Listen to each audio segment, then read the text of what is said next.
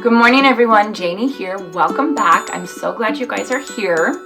So if you guys have been watching my videos, you know I've been mentioning wanting to add to the pollinator population of my garden. Not only the pollinators, but also the pollinator friendly plants. That was one of my garden goals for this year. If you guys haven't seen my Mace Blvd video, I'll link it above. That was one of my first steps for my pollinator friendly gardening goal for this year. So my friend Rich from the Old Swede Farm, he has a YouTube channel based out of Minnesota. I'll link him down below. He contacted me wanting to do a project together that really focused on butterfly friendly plants, specifically monarchs. So monarchs are, we all know monarchs. They're the orange and black stained glass looking butterflies that we all know and love, and we've all drawn pictures of when we were kids. You know, we all love those guys. What I didn't know, you know, I kind of heard it before, but I didn't really pay too much attention to it. But the monarch population is declining rapidly. Over the past 30 years, their population has dropped to about 10% of what it once was. And everybody's totally positive for the reason for this. We know why, and that's because of environmental changes to the host plants of these monarch butterflies. So the host plant for monarch butterflies is a plant called milkweed. And milkweed is the main plant that the monarch butterfly uses as like their nursery for their young. They lay their eggs and then the eggs hatch, and then the only thing that the monarch butterfly caterpillars will eat or larvae will eat are the milkweed. And there's a couple reasons for this, but I think one of the main ones is that milkweed has a poisonous component to it, and the monarch predators can't eat that poison. So when the monarchs ingest the milkweed, they have that poisonous component in them, and so it's kind of like a natural protection against predators. So it's pretty cool. Now, because of expanding farmland and expanding development, there's been less and less of the milkweed population, specifically in America.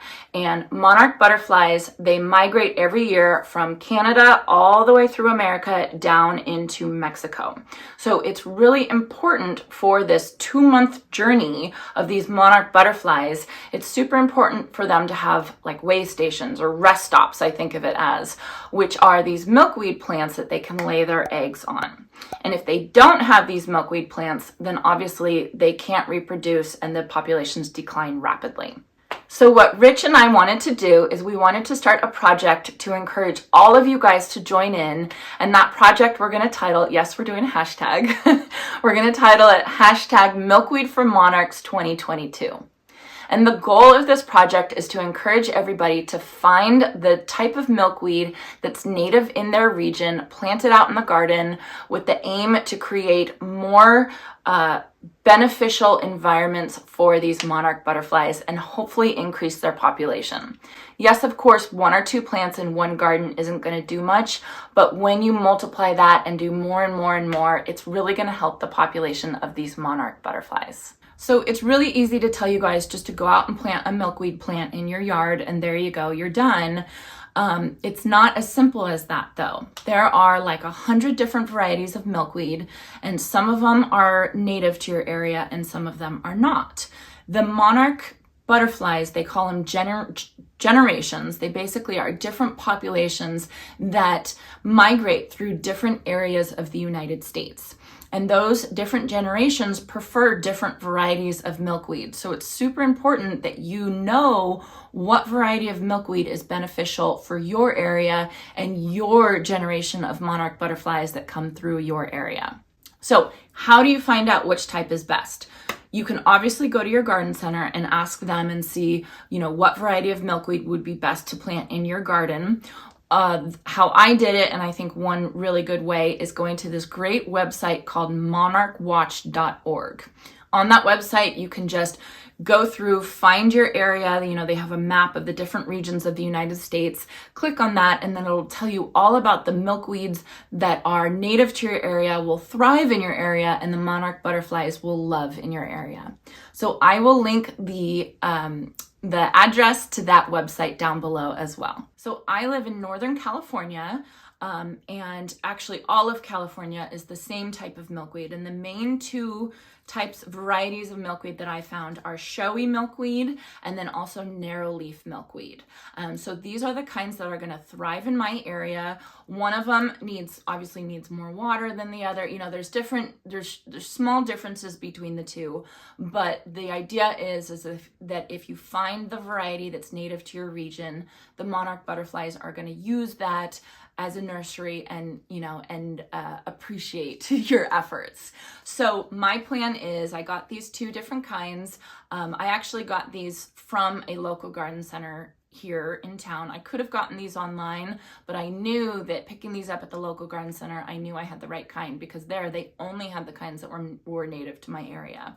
So my plan is to sow these seeds, grow the plants, and then put them out in a pollinator-friendly area of my garden. So I say pollinator-friendly area of my garden for one specific reason, and that reason is that I use BT to deal with the budworms that are on my petunias and other plants.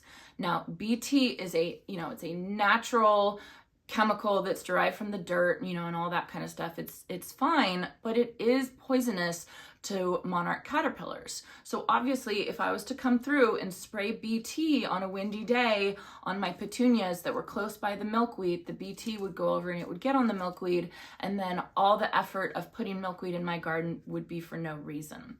So my plan is to make one certain area where I can have the pollinator-friendly plants and I can keep all chemicals away from that area, and I want to encourage you all to do the same. So for Milkweed for Monarchs 2022, the rules of the game, if you want to say, is go to monarchwatch.org or go to your local garden center, find out what varieties of milkweed are best for your area, either get the seeds or get the plants, plant them in the area, and then watch it grow. And then hopefully by 2023, we have a whole population and we can see the little cocoons of the monarch butterflies. I think that would be so cool. So if you have a YouTube channel or an Instagram page, or even if you just want to put it in the comment section down below, you can use the hashtag Milkweed for Monarchs 2022. And the goal is just all of us to join in with each other and really support this population of monarchs and milkweed to hopefully get things going for these guys and make sure that those monarchs don't end up on the endangered species list. So let me know if you have any questions about the project. Again, go check out Rich at the Old Swede Farm.